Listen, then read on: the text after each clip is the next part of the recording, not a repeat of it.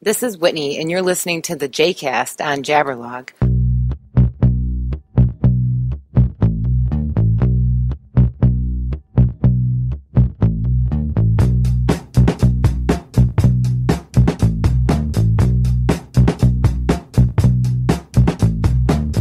Welcome to the J-Cast on Jabberlog, where we jabber about everything for everyone.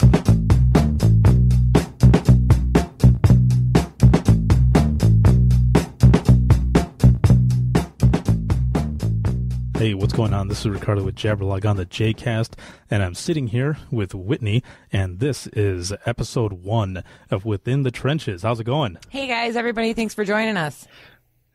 With this project, it all started out, just give you a rundown here really quick. For those who don't know, I know a lot of you have been seeing posts that I've been doing lately promoting, trying to get this Kickstarter and up off the ground, but it originally started as a segment off of my blog, Jabberlog, Within the Trenches, and it was based on my experience as a 911 operator, and what I wanted to do was do a little more with the segment and turn it into a podcast. So I started a Kickstarter project, which once I post everything up after this episode, I will also post up all the information for that. But what the show is supposed to be about is to give, everybody, the general public, a better idea of what we do as 911 dispatchers. What do you think, Whit? What do you think these people are going to think about? Some of the stuff that we're going to talk about, the calls, our experience, everything that we do. I think it's going to be kind of a roller coaster ride for everybody. I think there's going to be a lot of funny on here, but I think there's going to be some sad stuff too that people are going to look at it and say, "Man, you take that home at night. We have to live with some of these calls and the outcomes of them too." But there's definitely some funny that. If you're not sitting in a room with a big group of people, nobody really gets to appreciate some of the calls that you think, is this real life? Did I really just take that call? Yeah, I remember one of my former coworkers, she had taken a call from an elderly gentleman who he called up, and he was living in like the northwestern area of the county that we work in, which is Allegan County, and he just sounded so embarrassed, and she said, "What's going on? What's going on?" And he says, "Ma'am, there's a guy who's walking naked on stilts past my my window here."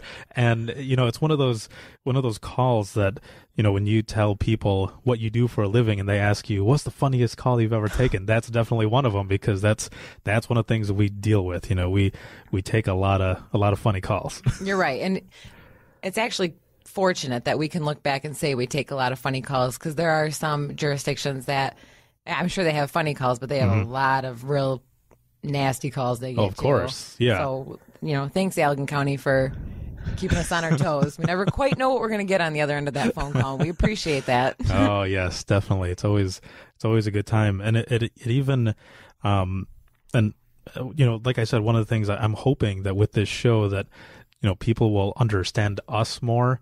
We're not just that voice. We're more than that on the other side of the phone. Because there's a lot that we deal with. And I know when I talk to people and I've said, or they'll say, "So how was work?" I was like, "Well, it was kind of boring." And then they just stare at me like, "You're so evil and cynical." And it's like, no, I don't want people to get hurt, but it's good that people aren't calling because I know they're safe. But I also enjoy the fact that I'm there to help them. So, it's that dark humor that people don't understand that I'm hoping they'll be able to understand from what we're doing here today. Right, exposing us in kind of that quiet way through a little podcast and not having to make front page of the paper. Exactly. Be on the news. Yeah, that's another thing.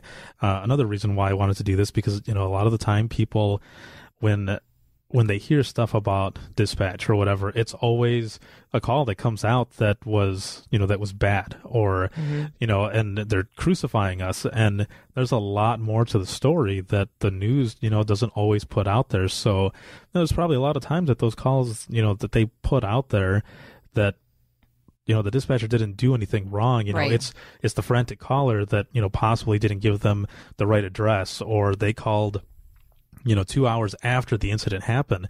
And, we always get hit on it. So I'm hoping that with this, we can, shed some light on a lot of things. On a lot of things, I agree. So how did you get started in this? How did you get into the profession of 911 dispatch? I graduated from high school and went to Grand Valley here in West Michigan.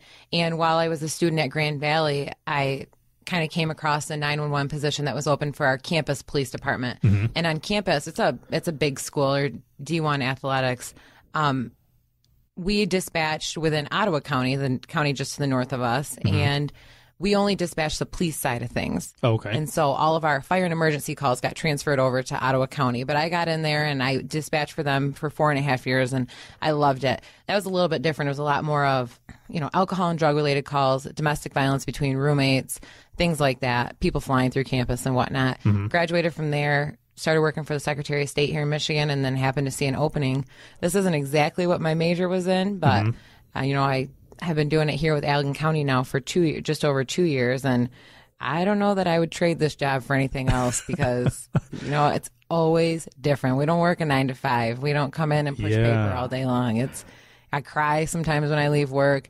I laugh until I feel like I'm sick other days at work. It definitely keeps me on my toes. What about you? Mine was a little odd. I ended up moving from here to Florida. Actually, in the beginning, I didn't move. I went to visit my mom. I was only going to go visit for a couple of weeks. Well, a couple of weeks turned into like 3 months. Nice. Yeah. And she said, well, why don't you, start looking for a job around here because you're obviously not going to leave. Yeah. Get your butt to work. So I was looking around. I couldn't find anything anywhere. And she ended up saying, well, a friend of mine knows the chief of police, and he was saying that there might be a job opening. And I said, I don't have any of that experience. I don't know what they do. Right. Except just pick up the phone and 911, where's your emergency? I didn't know anything about it. And all I had before that was a couple stores that I had managed. So I just had, manager experience. But I went in, and I remember when I sat in on my interview, it was the chief and it was the lieutenant. And I'm sitting there, and I remember I was nervous. I was so nervous. And he says, so, what kind of skeletons do you have in your closet? And I chuckled, and I said, what do you mean? And he says, you know what I mean. And I said, nothing. Nothing really. I stole a car once. And he said, are you serious? And I said, yeah, I did. I explained the situation. I said it was kind of a civil situation type thing. Right. It was my car, so I was kind of taking my own car. And I thought, I shouldn't have joked because that's a great one to come. Yeah, I kind of screwed myself there. I didn't hear anything for a couple months. I thought, yeah, I screwed the pooch on it. And then he ended up showing up at my house, the front door, and says, hey, did you still want the job? I said, yeah. I said, I didn't think, I had done that good in the interview. I thought I was done with, and you guys had filled the position. And he says, well, come in tonight at 10 o'clock is when you start. I was like, all right. Who'd they fire the day before? Yeah, right. And it was a small police department. I think we had maybe, 12 or 13 officers. And then it was just, one dispatcher for the whole city. And so when I got in there, it was pretty much me sitting with the trainer and him explaining things, and then this is your call. I'm like, oh. I know you've got a lot of funny stories about that, your training experience down there. Oh, yeah, that was... I think some more learning experiences. Yeah, it was a lot of, me freaking out, I guess is what it was. Straight up panic mode. Yeah, because I had never done that before, and it was just, throw you to the lions, and I'm going to listen. But the good thing about it, though, was that we had a county dispatch as well. So if we got any medicals, we got the pertinent information. Okay, I'm going to switch you to county, and then they would go to county, and I would dispatch our first responders.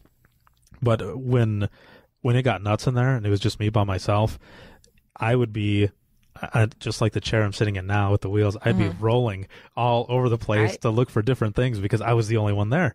And yeah, it sucked. I mean, there was a couple times where I remember sitting with my trainer, and his name was Harry, and I was sitting next to him, and it was late at night. I never really worked a midnight shift. Right. And I'm catching flies, and he's elbowing me, like, Right. come on, boys, stay awake. I was like, oh, I'm so sorry. But how many people go into a job and they're like, hey, I'm going to work 5 p.m. to 5 a.m.? Yeah. I tell my friends that, and they're like, what? People are alive? And I think, man, you should hear some of the calls that come in at about 3 a.m. Oh, of course. Yeah. It's the best shift to work. Yeah. Yeah. Some of the, and we laugh. However, we take it seriously. It's Very just seriously. knowing what we do, we get crazy calls. And if you ever heard that when there's a full moon out, the crazies come out, that's exactly what happens. Very much so. I have to agree with Ricardo on that one. It seems like everybody just wants to get into a fight. But that's pretty much how I got my start. I started there, and I went into the we had a 40-hour 901 schooling, like the way you did it here as well, and that was an eye opener too, because like I said, I had never done anything in dispatching, and they played calls for us, and they taught us how people when they witness something that they don't see everything, what's important to them. Yeah, exactly. Sometimes isn't what we need. I understand there's a lot of blood, but we got to know if the subject is breathing, if they're conscious. Exactly. And the instructor, there was a guy who walked in to the room that we were at, and he handed him a piece of paper. And for whatever reason, he walked, well, I know the reason now, but at the time I was thinking, why is he doing this? The guy went all the way around the room, and then he left. I'm like, okay. So then the instructor's talking and everything, and he says, oh, by the way, did you guys see what he was wearing? And I said, well, he was wearing this brown jacket and this, and he's like, oh, yeah, you guys are all wrong. Like, what? Well, what the guy had handed him was a Polaroid picture of himself. Really? Yeah, and the instructor turned it over and showed it to us. We're like, whoa. So, like, okay, so you were testing us the whole time. And he said, yeah. He's like, I'm just trying to tell you that in that, split second, that people, they see what they want to see. They give you all this information that they think they saw, but he says he gave a percentage, and I don't remember what the percentage is now, but he gave a percentage of how many people are actually right and those that just say what they think they saw. And an interesting point off of that is, we've all learned the hard way of asking a frantic caller a yes or a no question. Same thing, you guys all said, well, yeah, he was wearing a brown coat and jeans. When somebody asks you information you don't know, surprisingly, even if you don't intend to, you have a tendency to give them information that's not correct. Right. You have somebody screaming on the other end of the phone, and you say, is this your address? And they yell yes, and you have everybody flying over there, and they're 7 townships away from where the caller actually is. Yeah, especially with, cell phones. Everybody's got a cell phone, and you repeat the address, and immediately, like you said, they're in that emotional state that they just say yes right away. Like, okay, we'll go off of this. But luckily, and I'm sure all other dispatchers do the same thing, that we ask for cross streets. Always, always, always. And trust me, if you don't do it, you get burned on it bad. Yes, because we have a little thing called quality assurance that we get. Wah, wah. Yeah, we get tested on that. Yeah, those are good times. Ricardo's a supervisor, so he gets to listen to all of the non-supervisor calls along with the other supervisors, and they get to grade us once a month on an emergency call and a non-emergency call. So the second you see that manila envelope show up in your mailbox, everybody gets real quiet. Yeah. It's like, how did I do? Slides it out and kind of peeks at it. Like, the check's in the mail. I'm like, all right, thank you. I noticed he's got a new shirt on. Yeah, man. That's No wonder I got perfect scores on both my... That's right. Thank you for the money for that. You know it. Oh, man. Yeah, so, that was my jump into dispatching, and I've been doing it ever since. How many years now since Florida? Oof. I think total it's about 13. Oh my goodness. Yeah, 13 or 14 now. Yeah, it's been a long time. I have definitely listened to funny calls, bad calls, weird calls. Yes, weird calls. And then your common everyday calls where people need help, and it's just kind of, you hate to say it, but it's kind of mundane. You know what you got to do, and you get them there, and those are always the best calls because you're comfortable all the way through them, but you never can expect that's what's going to be on those the are other the end of easiest phone. ones. It's those calls that you end up getting where someone has got a trach and something stuck in there, and CPR. Yes, and those are the one of the hardest calls. But when I first started here, I had taken a medical call, and this one is actually Well, it's kind of a funny call, but only funny because I guess the husband was laughing during the time. Oh, nice. And what else can you do but try not to chuckle, maybe chuckle a little bit. Right. But I mean, it was a medical call, and I had just gone on off of training, and this guy calls, and he's just, and I thought he was crying at first, but he was laughing, and I said, "Sir, was it on a 911 line?" Yeah, this was 911 line, and I said, "Sir, what's going on?" You know, I got all his information and everything else, and he says, "Well, it's hard to say." And I said, "Well, you know, just tell me exactly what's going on, and you know, I'll help you." And he says, "Well, I'm pretty sure we need an ambulance. My wife has she has a trach." I said, "Okay," and he says, "There's something stuck inside it." And I said, "Well, could you see what it was?" Or, you know, and at this time, actually, I had everybody hauling over there because, right, you know, she was having trouble breathing and all of that. And with our protocols, you know, we got to get them out there fast. So I already had everybody going out there. So I'm asking him, you know, what was in it. And he's still chuckling. And I said, what's inside the trach? And he says, "Well, my wife cleans out her trach with a wire brush, and apparently she snapped it in half, and it was stuck inside." And he says, "I'm going to get some pliers to go ahead and take it out." And I said, "Sir," and then I hear, "We're on scene from the ambulance." And I said, "Sir, the ambulance is there. Go to the front door and go talk to them first, and then, you know, thank you for calling. I'm glad I could help you." Yeah, a side note for people who aren't familiar with the EMD protocols that we use is that one of the biggest pre-arrival instructions in there is don't do anything your doctor didn't tell you to do, or vice versa. You know, right. Only do what the doctor has instructed you to do. So you wonder, did he say, yeah, if she ever gets a wire brush caught in there, just go run out to your toolbox and grab a pair of pliers and just take care of it yourself? Sir. Yeah, and I didn't get to that part right. where he could explain it. Right. So he's and he just kept laughing, and it wasn't until that moment where in my head I was half chuckling in my head and half, well, yeah. Are you kidding me? Why are you laughing at this? You should be up, yeah. Yeah, and I mean, you should be up there doing that, sir. Yeah, it was.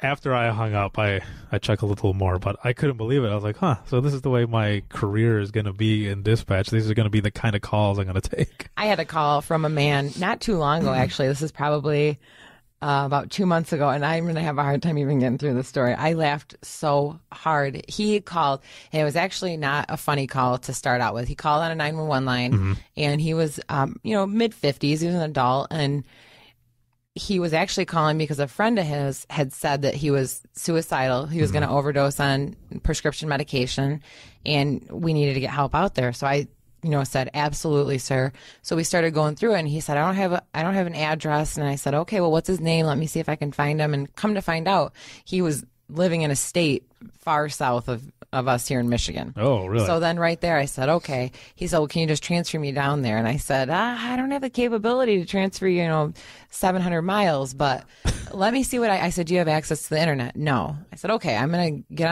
online and see if I can find a number for their local police department." Oh, I tell you what, I found this number, and I during this time, I noticed that my caller was very intoxicated, very intoxicated. Okay. So I started giving him this number, and I read the first 3 digits, and then I read the second 3 digits, and he said, "Okay."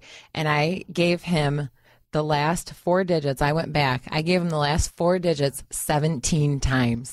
I'm not exaggerating. I played it back, and we laughed so hard.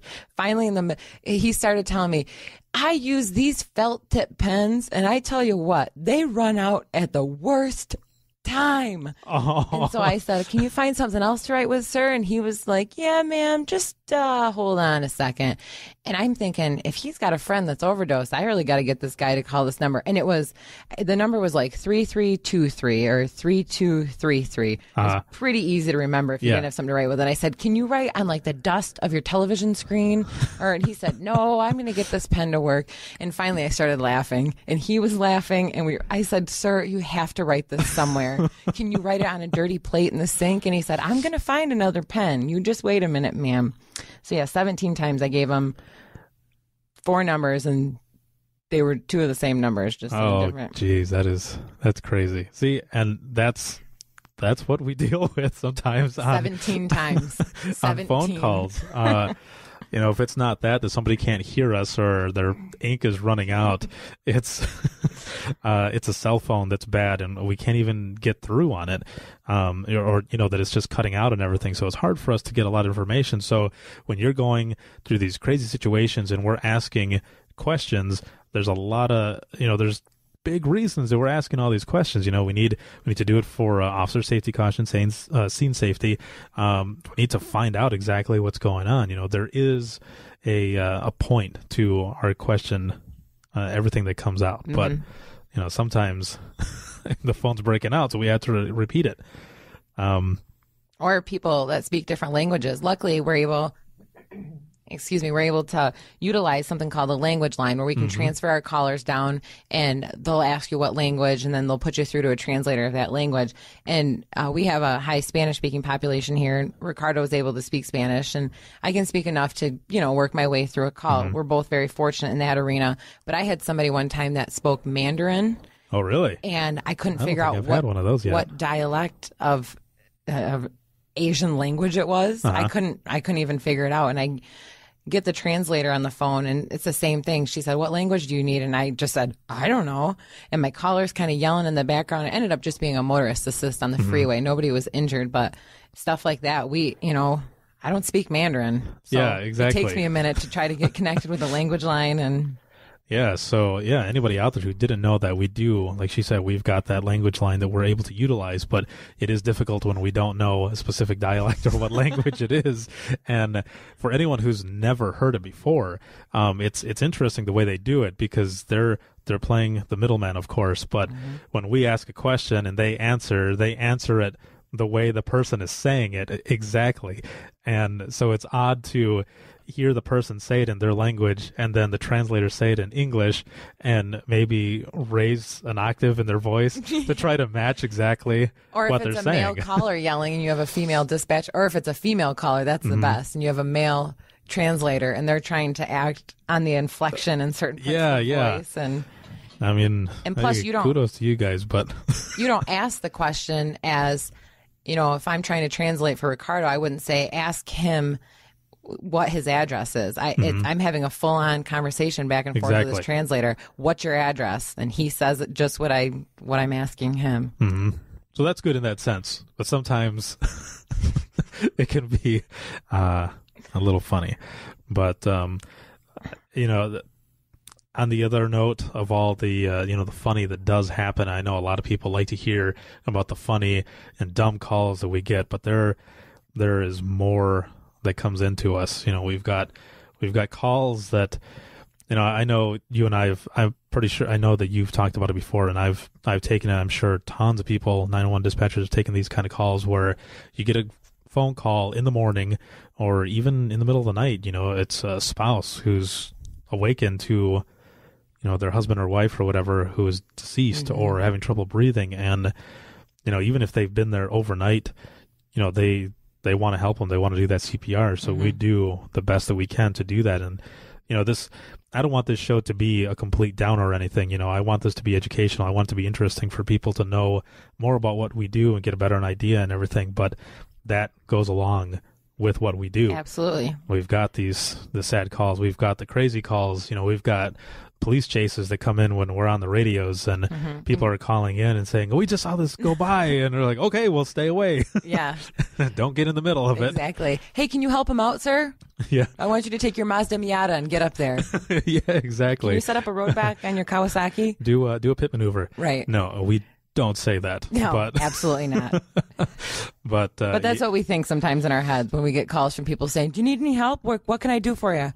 Anything?" No. Yep. No. Just thanks, sir. Yeah. Just stop calling me on 911. Yeah. Stay as safe as you can. That's the biggest thing.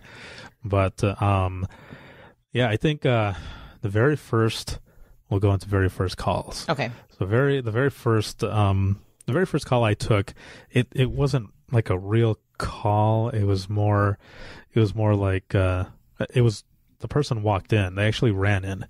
This was when I was working in Florida, and this lady ran in And the chief was just saying goodbye to me. He said, you're going to be all right. This is your first night alone. I was like, yeah, I'll be fine. Nothing crazy is going to happen. Little did I know, just right after that, this lady runs in and she's screaming and she's crying. And, the chief's asking, what's going on? What's going on? And she had just separated from her husband, and she'd gone back to tell him that, I want to work things out. We can make this happen. Well, she went to the house and she found him deceased, and it was bad. That was my first brush with a major 911 call, because all the other calls that I had taken were just minor things. A car's been broken into, a house is broken into, which it's not minor, but it wasn't anything in progress is what I'm getting at. And it was something that was past tense that had happened, and this one was just crazy. And then, the chief and lieutenant go to the house to go and secure the scene, and she is still in the lobby there with me. And so I'm trying to talk to her or do whatever I can, call family members or whatever. And that's a totally different thing than some 911 dispatchers where we work now. We don't have any walk-in traffic. Exactly. At the other police department I worked at, you'd have assault victims that would come right into the PD. Oh, really? And there would be, bleeding. I remember one time, a roommate got in a big fight with another roommate. But like that, most people don't see what a 911 dispatcher looks like, and you don't see our facial expressions, and we feel bad with you, and we're upset too. You don't see that. But to have a walk-in, something like that, you have to, console her. You have to look her in the eye and say, I feel your pain. That's terrible. And that's a whole other part of being a 911 dispatcher if you have walk-up traffic. So I commend any other 911 centers out there that do have to work with walk-up traffic, because, again, that's way different than what we do here in Allegan. Yeah, that was pretty extreme, especially for the first major one that I had there. I mean, it was just like the table that we're sitting at. It was like a huge console. Then it was up, and then it had the windows. But if I stood up, I was right level with everybody who walked in. So yeah, we had people that would come in all the time, and stuff would happen. But that one, I think, was probably the most extreme that there was a walk-in. All the others were just on the phone, but that one, geesh, I will never forget that one. That one was pretty bad. They had gone over there and they came back and they were debriefing me on it, on everything. But that whole time, trying to really figure out what to say to someone who just found their spouse, dead. And I can't remember exactly what had happened, but it was a bad one. What? My first 911 call here in Allegan, we take non-emergency calls until we're medically certified to be taking, 911 calls that involve medicals or whatnot. So when we get a medical and a 911 call, we transfer it over to another partner who's got the certification to do so. I had just come back from my training. It's a week-long training. And I was, roaring and ready to go. It was our assistant director at the time. She was shadowing me. So she really wasn't going to do anything unless she had to jump in. Right. And it was my first 911 call of my shift. And it was from a male who, I would say late 20s. And he had gotten to his father's house and found his father deceased. And I was so gung-ho about CPR that, we can save your dad. We're going to try CPR, that I had totally missed that he had said, we got him on the ground, or we were trying to get him on the ground. I said, do you want to do CPR? He said, well, yes. And he had said, I can't get the blankets out of his hands, which means rigor mortis had set in, and he was beyond any help. And right. Apparently I didn't read my cards very well, because one of the questions right in there is, are they beyond any help? If it's an obvious death and people aren't willing to do CPR, then you kind of leave it at that. But he was willing to do CPR, but it was beyond an obvious death. Right. I look back at it now, I feel so bad, because I was like, we can do this. You ready, sir? That's okay if you can't get the blanket out of his hands. Let's go. And, we're passionate and we're driven, but it's all learning experiences. If somebody says I can't get the blanket out of his hands, that's a sure tell sign that CPR probably isn't going to help at this time. Yeah, and when, with along the same lines as, talking about CPR and everything, when I was doing my dispatching school in Florida, that same instructor, he was telling us, you're going to have to do CPR, you're going to have to do this and this. He's like, but I'm going to tell you right now, he says, just so that because when we take these calls, we're in the call. We think about it, especially afterwards. And the worst part about being 911 dispatchers is that we don't have that closure. So, or that we don't always have that closure. Right. So one of the things he was telling us to, I guess, kind of ease our pain, so to speak, was if you're giving CPR to somebody, there's a 5% chance that they'll make it back. And he says, afterwards, once you hang up the line, you're going to wonder. He says, but maybe this will kind of help you. And it kind of does, but it kind of doesn't, because you almost immediately go with the other part where, this person probably passed away. Right. But still, you still got it in the mindset where, come on, you gotta make it, you gotta pull through. And those are the worst calls that I've taken. A couple where there have been car crashes, and I'm giving someone CPR instructions because they found their loved one, or they've come up on this and they want to help out. So they start doing CPR. Yep. And then you hear people saying, come on, you can do it. And you're sitting there listening to them do this. You're instructing them, but there's a huge part, of CPR where, they're just doing their, the pumps and the breaths, and you're just listening. And that's got to be it's the worst, man. I had one where a guy was doing CPR on his father-in-law. They were in the middle of dinner, and father-in-law collapsed, and he was an elderly gentleman.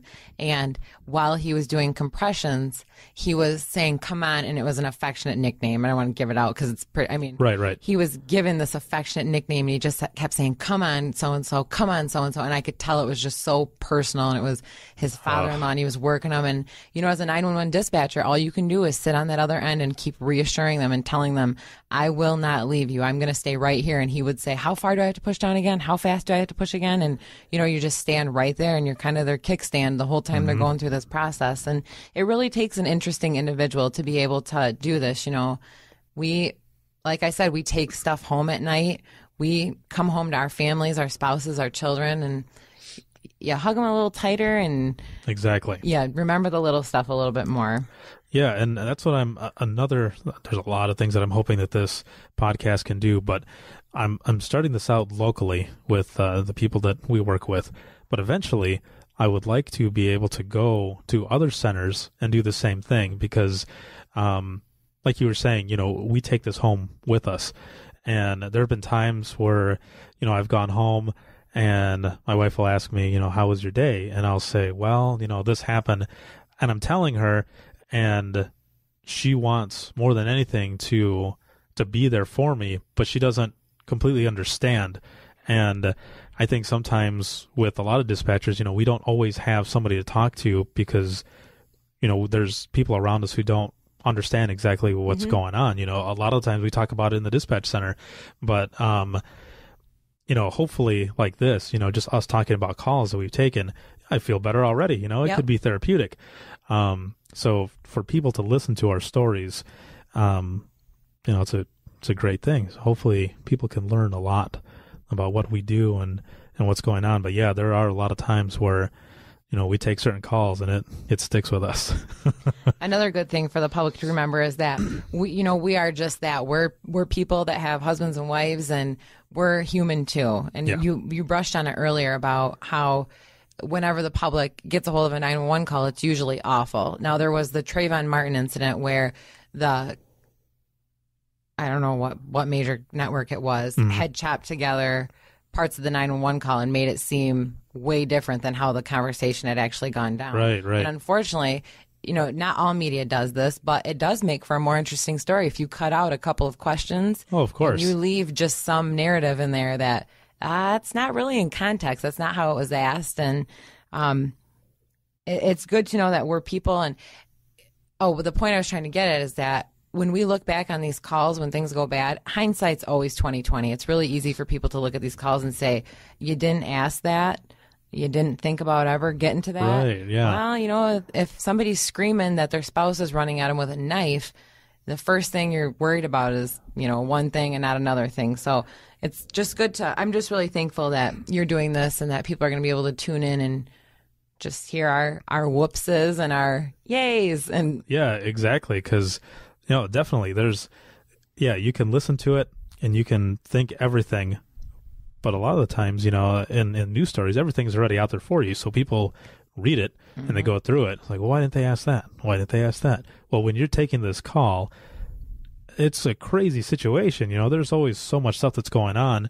And a lot of the times people are screaming so loud that you can't get through to them. So all you can do is type in everything that's going on with the information that you have. You know, it's hard to get to a question if, you know, the person's not cooperating, or if you can't get through to them because there's just no way. Alcohol or drugs involved, if there's mental illness involved, sometimes your caller is choosing to not give you certain parts of the call. They don't want to incriminate a spouse who's been, you know, using methamphetamine or something like that. Well, that's a huge thing you have to know for officer safety caution. Exactly. So if you don't get the whole story, terrible things can happen too. You know, even if you try to get it and a caller chooses not to give it to you for one reason or another. Exactly. I mean, believe it or not, we get a lot of calls where, you know, people will call in 911 and we'll ask, you know, we'll say, 911, where's your emergency? Get the police out here now. Click. And that's all we have. I like when there's some FUs, you stupid B, get them out here right now. Okay, bye. Yeah. Then you look at the call and you're like, what? I don't know what's going on. What was that all about? Yeah, so we can only dispatch on what we have. So it's unknown situation at, hopefully, they called from a landline, and because everybody's got a cell phone. So if somebody calls on a cell phone, you know, for those who don't know, if you're calling on a cell phone, there's two different things that'll pop up, and one of them is phase 2, and what that is that's like the GPS location, the latitude and longitude. We can see only a certain amount. You know, it's not like on TV. You know, we can't see exactly where we can't see you. You know, it doesn't take a live picture of you and the emergency that's going on. You know, we see a crossroad, and if we've got the aerial view, you know, we can see houses and pinpoint it, but it doesn't always work. But one step further back with our phone system, we only get a latitude and a longitude on our screen, and then from there we have to plug it into a program. And mind you, it's like 7 or 8 digits for latitude and 7 or 8 digits for longitude. We have to plug those in there, and then we have to zoom in on our map and wait for it to load. You know, some centers have the good luck of being able to, you know, it pops right up on their map where the GPS coordinate is, but sometimes that's 30 seconds of us trying to just locate where you're at. Right. And that's just a crossroad. And then we have to say, well, on my map, it looks like they're an inch from 109th Avenue. Yeah. But then you have to say, oh, okay, how far is that from there? Yeah, so it doesn't always work, you know, and if you've got a prepaid phone, a lot of the times those don't come in with that phase 2, and we can't pinpoint where you're at. It'll hit off of the nearest cell phone tower is where it'll come off of. And you have a 5-mile radius around that tower. Right, exactly. So, you know, if you've got a smartphone or whichever, you're pretty good there with the GPS. But, you know, even with that, it's sometimes hard for us to do it. And then you have to factor as well, and a lot of people don't know, is that with us right now, we've got, you know, we'll have 4 people that are working at a time, but we've got 2 call takers and then 2 people on the other side running main radios with police, and then running our lien information, which is the warrants and license and all of that. Well, if something like that comes in where there's a cell phone and you've got one person who's trying to pinpoint, you've got the other person on phones who's still taking all those 911 calls or non-emergency calls. And believe it or not, some of those non-emergency calls are people calling to know what the parade time is or what the fireworks are. Yes, I like the 911 calls when they ask what time does trick-or-treating start. Yeah. So we're dealing with that. This person's still trying to find this other person who's having the problem. And then sometimes it'll flood in over to the other side of the room where they're trying to help us too. And all the time, we're still taking all these other phone calls. And we're still talking to all the fire departments that might be out on this. Yeah, exactly. And the ambulance services that are doing their normal day-to-day transports from this hospital to the next hospital. And we're responsible for, you know, doing all their times and numbers and stuff like that. There's so much going on sometimes that you feel like you're doing 35 things at once. And sometimes you really are. I feel bad when I'm on with a caller and I say, excuse me for just a minute. And then you're talking to an ambulance and your caller's like, what? What was that? And you got to keep everything moving along. And yeah, so any of you who've ever called in to a 911 dispatch center and you get put on hold, if you're getting put on hold, it's not because we don't want to help you or because we're slacking. It's because everything is hitting the fan, and we're trying to do the best that we can to get to everybody. So I'll never forget one time I was in the middle of a Priority 1 medical. So we have Priority 1, 2, and 3. A 3 would be kind of not a lackadaisical response, but a slower response. And a Priority 1 is lights and sirens, life-threatening. And I was in the middle of dispatching out a Priority 1. Subject had multiple seizures in a row, and family was comfortable with them being epileptic. They knew what to do. And after this last seizure, they weren't coming out of it, and then they started having difficulty breathing, and they were still unconscious. And any 911 dispatcher or anybody who's ever been around somebody that's had a seizure, for them to be not totally alert after a seizure is normal. And this family was really comfortable with it, but they said they're having difficulty breathing. Something's not right. They've never been like this after a seizure. So I'm trying to get my caller ready to get this patient set up if we need to do CPR. I put them on hold. I get an ambulance going, and I take a 911 call, and I get the address and where they're at. And I said, can I put you on hold for a minute? And this individual said, no, so-and-so just had a heart attack, and it was a member of the community, and they were at an elementary school. And I just remember thinking, oh my goodness, I am going to have to do CPR on 2 different phone lines. I'm only one person. Right, yeah. You know, if somebody steps out to go to the bathroom, you don't have a choice. You have to make it work. Fortunately, one of the police officers lives nearby, or he was either traveling in the area. I don't think he was on duty. And he pulled in here and he said, oh, there's a police officer here. And I went back to the other line, and sure enough, I had to start CPR on that person that was epileptic. So, you know, I felt terrible. I will never forget having to tell a man, can I put you on hold? And he said, I'm calling 911. You don't put people on hold. And I thought, oh, I wish I could explain to you why I asked you that question, because I'm not going to go make chips and cheese or anything. Like, you know, I'm trying to do CPR on the other there's line. a reason that you're getting put on hold, and she hit it on the nail right there. That's exactly how it goes. So, you know, we could put you on hold from your emergency, and we could pick up another line, and we ask them, you know, where it is, and if it's an emergency at the time, especially if we're dealing with something crazy before that, and we could go right into, you know, a domestic with a gun involved, or a stabbing. You know, that's the way our job is.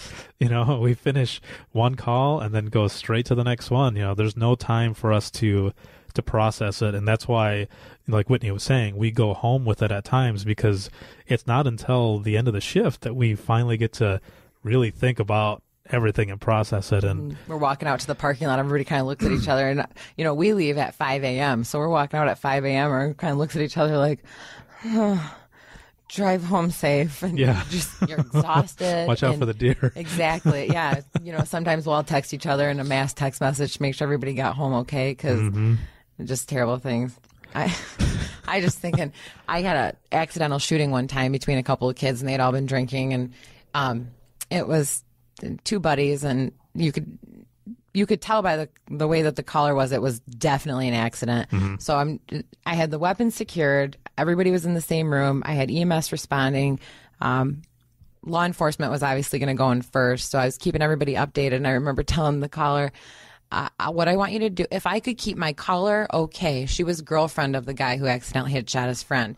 If I could keep her telling her boyfriend what to do, he was okay. But as soon as she stopped talking to boyfriend, as soon as I stopped feeding her lines, he would lose it and start screaming, oh my gosh, oh my gosh, oh my gosh. So I was telling her different things to tell him, apply pressure here, make sure nobody goes by the weapon, because I want to make sure the officers are safe when they come in. And finally, I kind of ran out of stuff to tell her to say. I'm still trying to think of stuff. And I said, okay, one of the things in our medical cards is have the patient rest in the most comfortable position. So I'm kind of going through my cards, like, what else can I have her tell him? Because this is working really well. So I told him, make sure you have him tell his friend to relax in the most comfortable position. So she's feeding it, and the same inflection I give her is how she's giving it to him. And he's not even listening to what she's saying. And the guy gets halfway through it, and she said to make sure you rest in the most and I can tell he looked back at his girlfriend, and he said, did you tell her that he was shot? And that's another time I laughed, and I thought, oh, good point. Yeah. How is he supposed to relax? He's got a rest in the most comfortable position with a bullet in your liver.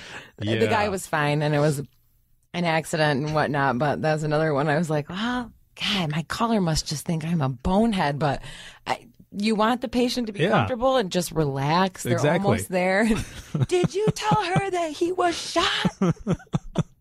Yeah, those are the funny times where, it's those times where you put your foot in your mouth, and those really suck because there's nothing you can do. And I'm not afraid to say it. I've done it myself. I've taken calls. I took a domestic once, and I've taken domestics many times, but this one, I asked the caller, well, where's your mom at? And he says, well, my mom died last year. And I said, my condolences. Yeah, and he's like, I said, I'm really sorry. And he says, it's all right, man. You didn't know.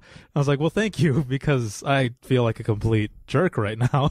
What about the times you're going, you're talking to your caller, Chris, or something like that, Pat? You're talking back and forth, and you're at the end of your conversation. You say, "All right, man, thank you, sir.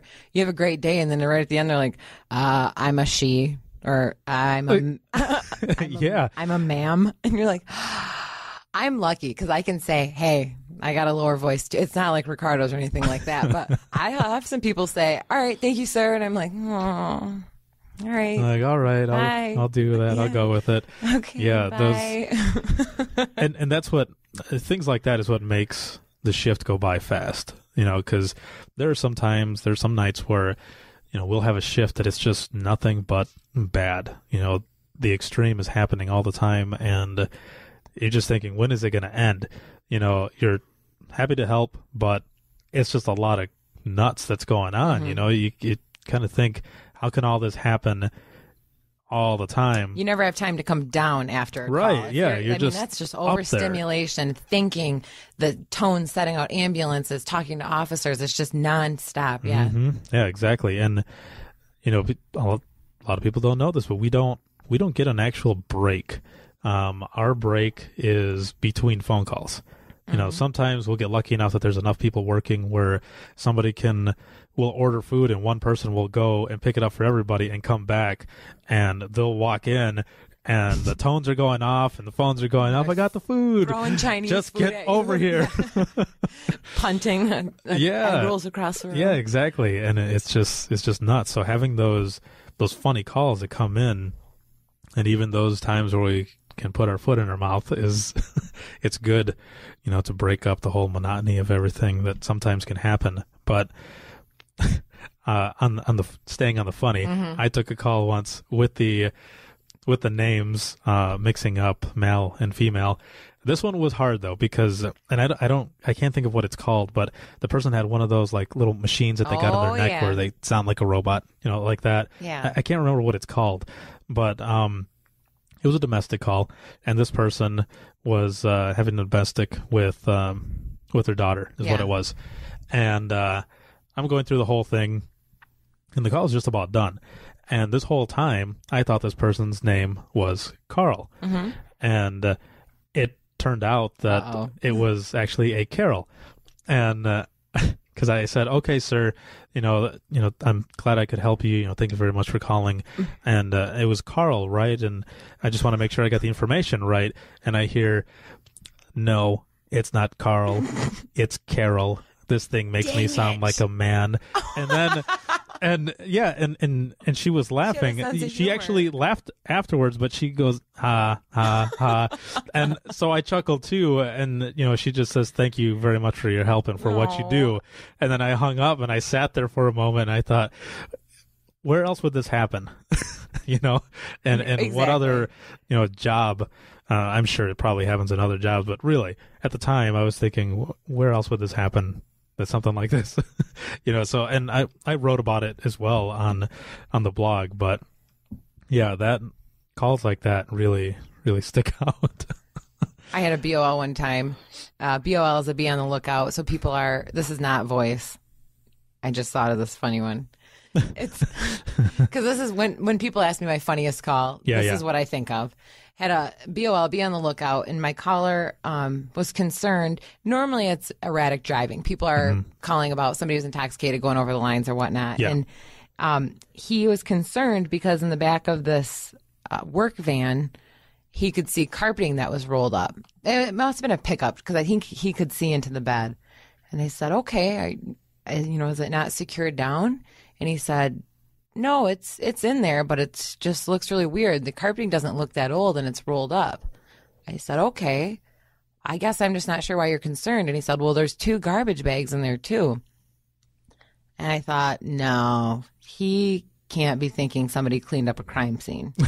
He can't be thinking that. And we got a little more into it, and he said, I don't know. This carpeting just looks too old to be being transported, or it looks too new to be being transported with garbage. Uh-huh. Well, to anybody who works in this profession, you got to put out what somebody gives you. Exactly. You have to put it over the air. Mm-hmm. He's concerned about this, so I do.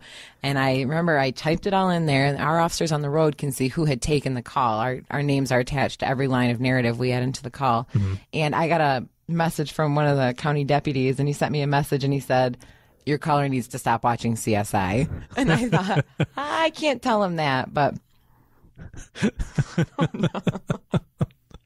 Yeah, everybody has a cell phone. We do appreciate it, though, when you guys call. There's just sometimes it's tons of calls. I mean, we have, 5 or 6 main lines for 911, is it? For 911, yeah, we have... Yeah, I think it's 6 lines, 6 or 7 lines.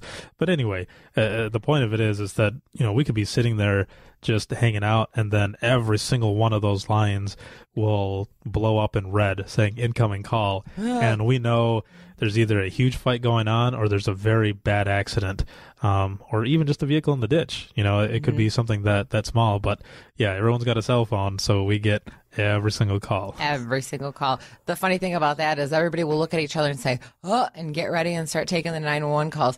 But it always amazes me how we could all be right by each other talking in the middle of a story, the middle of a conversation, and everybody runs to do their job, and we do these jobs, and it's fast paced, and we're getting emergency going and police going and whatnot. And then about 15 minutes later, everybody comes back together, and we all are right in the middle.